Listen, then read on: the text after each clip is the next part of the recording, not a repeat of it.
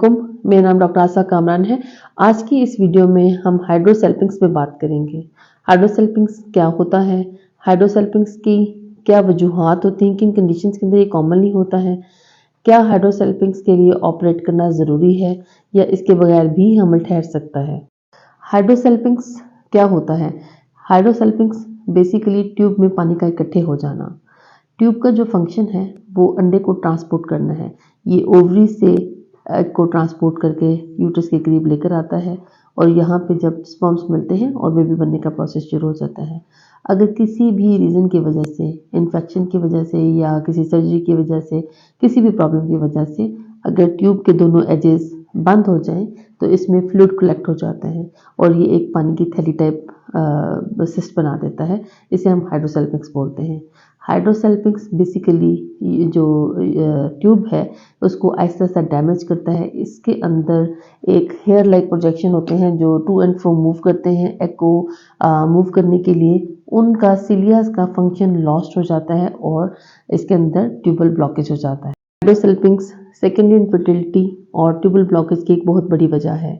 Hydrosalpinx का होता क्यों है? हाइड्रोसेल्पिंग्स यूजुअली इन्फेक्शन इसकी सबसे बड़ी रीज़न है।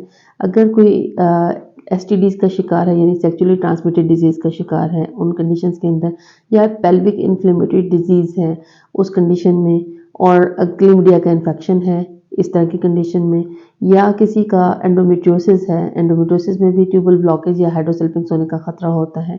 और इसके अलावा अगर कोई सर्जरी ऑलरेडी पेल्विस की हो चुकी है तो पोस्ट सर्जरी भी कई मरतबा जो ट्यूब के फिम्ब्रियल एंड है वो आपस में जुड़ जाते हैं और जिसकी वजह से ये हाइड्रोसेल्पिंग्स कॉज करते हैं।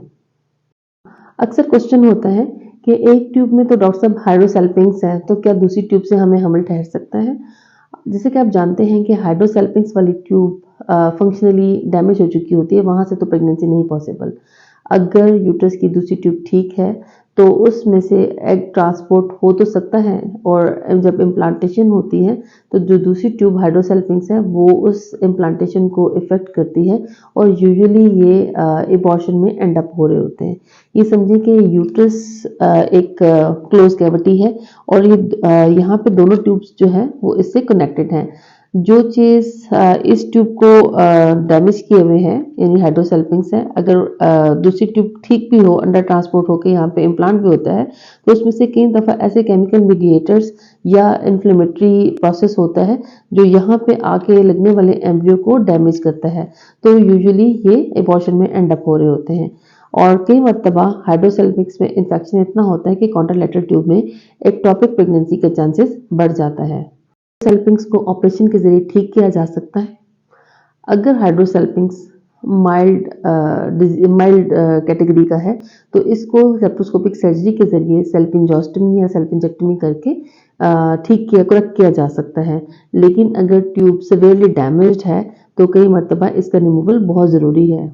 जब हम आईवीएफ करते हैं, आईवीएफ में एम्ब्रियो को ट्रांसफ़र करने से पहले ट्यूब्स को हाइड्रोसेल्पिंग्स की कंडीशन में क्लिप करना बहुत ज़रूरी होता है ताकि जो इम्प्लांट होने वाला एम्ब्रियो है उसको ये डैमेज ना कर पाए। अगर आपको ये वीडियो अच्छी लगे तो इसे लाइक, शेयर एंड सब्सक्राइब करें। अगर आपके मजीद कोई क्वेरीज या क्वेश्चन है या आप चाहते हैं मैं किसी और टॉपिक पर वीडियो बनाऊं तो आप हमें कमेंट बॉक्स में लिख के भेज सकते हैं।